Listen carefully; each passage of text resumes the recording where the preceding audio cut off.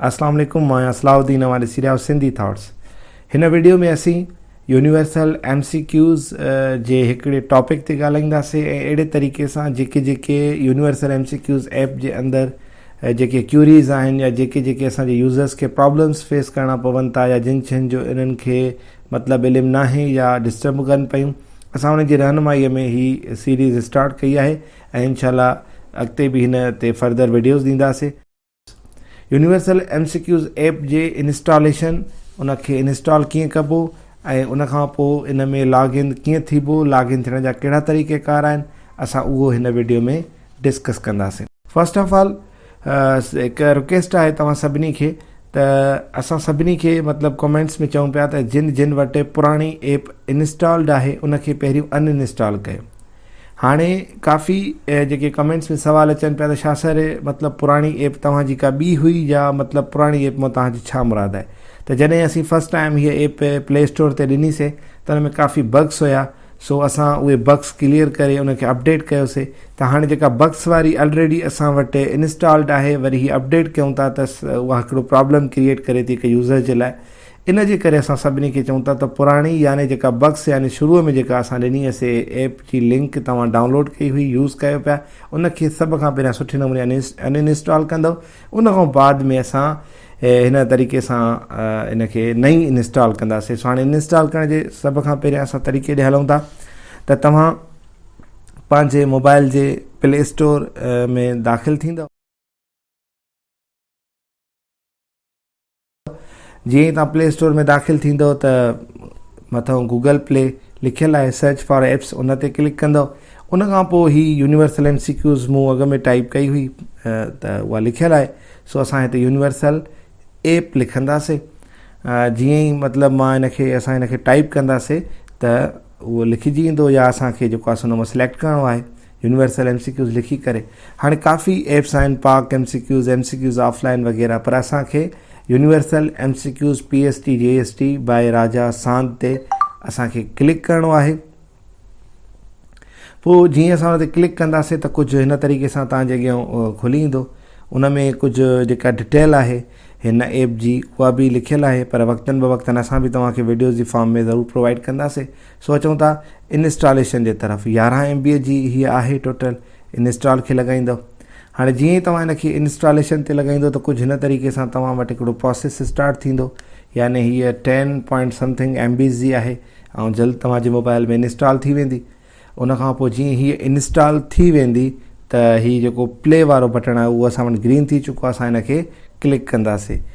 असां जॾहिं हिन ते प्ले वारे बटन खे क्लिक कंदासीं त असां पहिरियों मरहलो मतिलबु हिन जो क्लियर करे चुका हूंदासीं। हिते तव्हांखे हिकिड़ी ॻाल्हि ॿुधाईंदा हलूं त जीअं असां लॉगिन छो पिया थियूं हिन में, या लॉगिन थियण जा कहिड़ा फ़ाइदा आहिनि। फस्ट ऑफ ऑल लॉगिन थियण जो जेको पहिरियों फ़ाइदो आहे हिन में त तव्हांखे जेको तव्हां हिन में प्रोग्रेस कंदव, जेका लेवल्स क्रॉस कंदव, उहा हिन में मैंशनड हूंदी, उहा हिन में सेव्ड हूंदी। मतिलबु तव्हांजी प्रोग्रेस कहिड़ी जॻह ते पहुता आहियो, तव्हां छा मतिलबु केतिरो तव्हां जेके कोइंस आहिनि अर्न करे चुका आहियो, केतिरी लेवल ते आहियो, केतिरी प्रोग्रेस थी आहे तव्हांजी हिन टेस्ट खे अपीयर करण में, जेके बि हिन में MCQs आहिनि उहा ज़ाहिर थींदी। उनखां पोइ लेवल सेव थींदी। 3 नंबर ते हिन जो इहो फ़ाइदो आहे लॉगिन थियण जो त तव्हां पंहिंजनि दोस्तनि जी जेके बि ही ऐप यूज़ कनि था उन्हनि जी प्रोग्रेस ते खे तव्हां ॾिसी सघंदव त हू कहिड़ी मतिलबु पोज़ीशन ते आहिनि, कीअं उहे कमु कनि था। अगरि तव्हां लॉगिन नथा कयो त तव्हां कंहिंजी बि पोज़ीशन नथा ॾिसी सघो, तव्हां पंहिंजी प्रोग्रेस सेव नथा करे सघो ऐं तव्हां लेवल सेव नथा करे सघो त मूं कहिड़ी लेवल कई आहे। लॉगिन थियण जो इहो बि फ़ाइदो आहे त तव्हां जॾहिं हिन में लॉगिन थींदव त तव्हां कंहिं बि वीकली टेस्ट जो, कंटेंट्स जो जेको बि मतिलबु हिन में हिकिड़ो मुक़ाबिलो थिए थो, तव्हां उनखे ईज़िली उन में हिसो वठी सघो था। विदाउट लॉगिन तव्हां कोई बि कंहिं में बि हिसो बि नथा वठी सघो ऐं न ई तव्हां वीकली जेके टेस्टिस हिन में रखियूं वेंदियूं उहे तव्हां अपीयर करे सघो था। उनखां पोइ लॉगिन थियणु इहो तव्हां असांखे क्लियर रखणु खपे पंहिंजे ज़हन में त लॉगिन हिन में सिक्योर आहे ऐं उहो असां अबाउट जेको इंफॉर्मेशन आहे हिन ऐप जी उन में बि वाज़े लिखियलु आहे, वाज़े अपडेटेड आहे त तव्हांजी डेटा सिक्योर आहे, कोई बि इन डेटा जो मिसयूज़ न कयो वेंदो।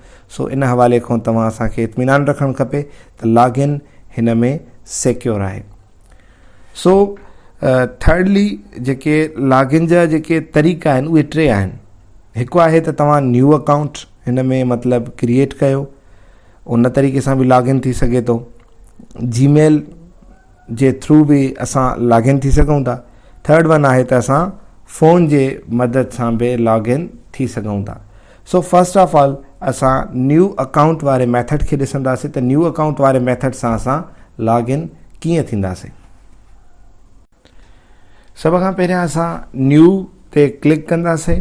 जॾहिं असां न्यू ते क्लिक कंदासीं त कुझु हिन तरीक़े सां असां वटि इंटरफेस खुली ईंदो। सभ खां पहिरियां असां हिन में लिखंदासीं पंहिंजो नालो। जीअं तव्हां पंहिंजो नालो टाइप कंदव हिन में जेको बि तव्हांजो हूंदो, मूं लेट सपोज़ हिन में राजा टाइप कयां पियो। ऐं हिन में जेका असांजी ईमेल मतिलबु हिन में जेका असांखे एंटर करणी आहे न्यू अकाउंट में, उहा तव्हांखे यादि रहे त उहा ईमेल आहे, जीमेल आहे या उहा जी तव्हांजी मेल ठहियलु आहे त उहा ऑलरेडी जेका मेड हुजे, मतिलबु तव्हांजी ऑलरेडी ठहियलु हुजे। काई बि हिन में न्यू मतिलबु ईमेल ठाहिण जो को बि प्रोसेस कोन्हे को, सिंपली तव्हांखे उहा एक्टिव ईमेल या जीमेल या याहू जी मेल तव्हांखे हिन में इंटर करणी आहे। मूं हिते पंहिंजी हिकिड़ी जेका मुंहिंजी ईमेल ऑलरेडी ठहियलु आहे मां उहा हिते लॻायां पियो। तव्हां यकीनन पंहिंजी एक्टिव ईमेल जीमेल वग़ैरह हिते तव्हां लॻाईंदव। उन खां पोइ आहे पासवर्ड। पासवर्ड जो मतिलबु आहे त पासवर्ड हिते तव्हांखे उहो नाहे लॻाइणो जेको तव्हांजो ईमेल जीमेल या जेका बि मेल तव्हांजी ठहियलु आहे उनजो हिन खे लॻाइणो आहे। कॾहिं बि न तव्हां हिन खे न्यू पासवर्ड जनरेट कंदव, मतिलबु तव्हांखे कोई बि जेको पासवर्ड तव्हां हिन रखणु चाहियो था हिते पासवर्ड तव्हांजो नओं हुजे। ऐं यादि रखो त उहो 6 अंगनि ते हुजे या 6 अंगनि खां वधीक हुजे, उन खां घटि वारो एक्सेप्टेबल न हूंदो। इन्हनि खां पोइ असां जॾहिं तव्हां इहो पासवर्ड लॻाए वेंदव उन खां पोइ हाणे रेफरल कोड तव्हां खां घुरंदा। हाणे रेफरल कोड हिते तव्हांजो ऑप्शनल आहे। रेफरल कोड जो मतिलबु छा आहे, रेफरल कोड जा छा फ़ाइदो आहे, कीअं थींदो आहे, इहो असां इंशाल्लाह ईंदड़ वीडियोज़ में असां तव्हां सां ज़रूरु डिस्कस कंदासीं। आहे त लॻायो, नाहे त तव्हां हिन खे जेको आहे सो स्किप कंदव। इहो ऑप्शनल आहे फ़िलहालु तव्हांजे लाइ। उन खां पोइ तव्हां ईंदव सिधो हिन ते क्रिएट अकाउंट ते क्लिक कंदव। जीअं ई तव्हां क्रिएट अकाउंट ते क्लिक कंदव त हिकु वेरिफिकेशन मेल ईंदी तव्हां ॾे, जेका तव्हां हिन में इंटर कई हुई क्रिएट अकाउंट महिल, उन ते जेको आहे सो हिकु वेरिफिकेशन मेल ईंदी ऐं असां ईंदासीं उन पंहिंजी ईमेल जे तरफ़ जंहिं ते जेका मेल असीं हिन में लॻाई हुईसीं उन ते उहा मेल आई हूंदी वेरिफिकेशन वारी। असां उनखे ओपन कंदासीं। उन खां बाद में तव्हां ॾिसी रहिया आहियो त लिखियलु आहे त universal MCQs verify your email for universal MCQs। तव्हां उन ते क्लिक कंदव। जीअं ई तव्हां उन ते क्लिक कंदव त हिकिड़ी लिंक उन ते लिखिजी ईंदी, हेलो राजा, मतिलबु जेका मूं हुन में मेल लॻाई हुई त उन ते तव्हां follow this link to verify your email address. तव्हां उन ते क्लिक कंदव, तव्हां माना वेरीफाई कयो था त डेफिनेटली मूं ई हिन खे लॉगिन कयो आहे ऐं मां हिन सां एक्टिव करणु चाहियां थो। उन खां बाद में तव्हां ऐप ते अची वेंदव। साॻे तरीक़े सां जेका तव्हां मेल लॻाई हुई उन मेल खे हिते इंटर कंदव। ऐं सेकेंडली तव्हां जेका मेल डेफिनेटली जेका लॻाई हुईसीं उन खे तव्हां हिते लॻाईंदव। ऐं उन खां पोइ जेको न्यू पासवर्ड जनरेट कयो हुअसीं उन पासवर्ड ते असां क्लिक कंदासीं ऐं पासवर्ड लॻाईंदासीं।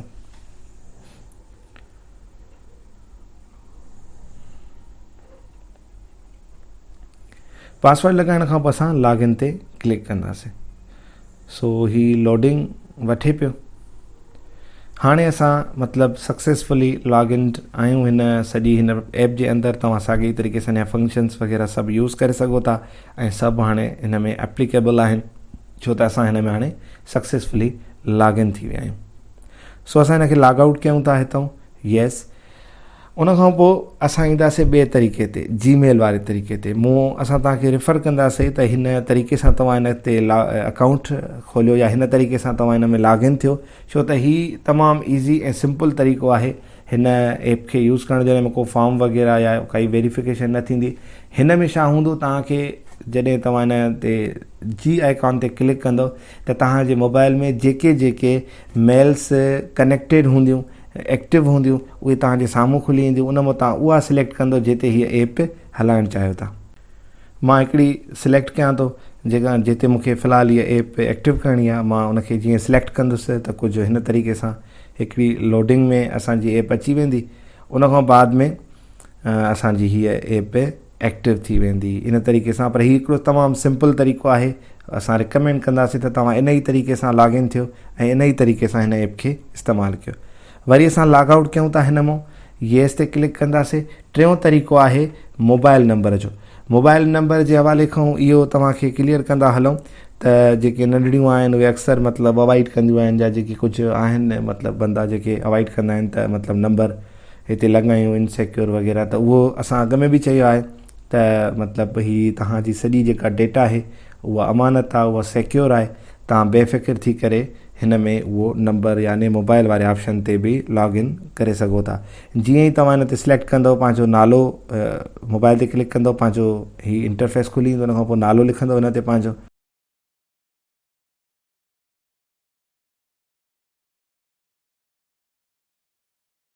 उनखां पोइ हिते लॻाइणो आहे असांखे पंहिंजो नंबर असांखे यादि रहे तव्हांखे त पंहिंजो जेको बि लॻायो, छो त +92 ऑलरेडी लॻियल आहे ऐं पाकिस्तान जो कोड आहे। तव्हांखे ज़ीरो खां बग़ैर जेको शुरूआती ज़ीरो आहे उन में उहो नंबर में ज़ीरो नाहे लॻाइणो। वरी बि हिन में रेफरल कोड जो ज़िक्र थियल आहे, रेफरल कोड खे वरी तव्हांखे स्किप करिणो आहे। अगरि आहे त ठीकु, न आहे त बसि, न त हिन खे तव्हां सबमिट कंदव। सबमिट करण खां पोइ डेफिनेटली असां तव्हांजो हिकिड़ो तजुर्बो आहे त OTP ईंदो आहे जेको तव्हां खां वेरिफिकेशन वठंदो आहे, तव्हां ई आहियो या तव्हांजे नंबर ते हीअ ऐप अचे थी। सो कुझु सेकंड्स जे अंदरि हिकिड़ो इहो कोड अची वियो आहे, तव्हां इहो यादि करे उनखां बाद में हिते जेको इंटर OTP आहे उन ते उहो दॿाईंदव। जेको उहो कोड आयो आहे, हिते जेको कोड आयल आहे तव्हां उहो ॾिसी वेंदव, हिकु दफ़ो यादि कंदव ऐं उनखां पोइ तव्हां उहो प्रेस कंदव OTP जी जॻह ते जिते हू आहे घुरे थो। हीअ इंटर OTP आहे, तव्हां हिते उहो कोड प्रेस कंदव जेको तव्हां न आयो आहे। सो जीअं तव्हां हिनखे येस कंदव, वेरीफाई कंदव, उनखां पोइ हुन वेरीफाई ते क्लिक कंदव।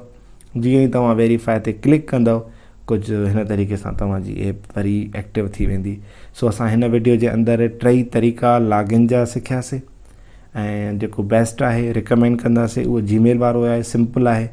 ऐं असां वरी इंशाल्लाह मिलंदासीं हिकु नेक्स्ट वीडियो में, ऐं नेक्स्ट हिन जी काई न काई क्यूरी कंहिं न कंहिं ऑप्शन ते असां अची वरी जेको आहे सो तव्हां सां डिस्कस कंदासीं। इंशाल्लाह जुड़ियल रहो सिंधी थॉट्स सां, यूनिवर्सल MCQs ऐप सां। इंशाल्लाह वरी मिलंदासीं हिकु नेक्स्ट वीडियो में। वस्सलाम वालेकुम वरहमतुल्लाह।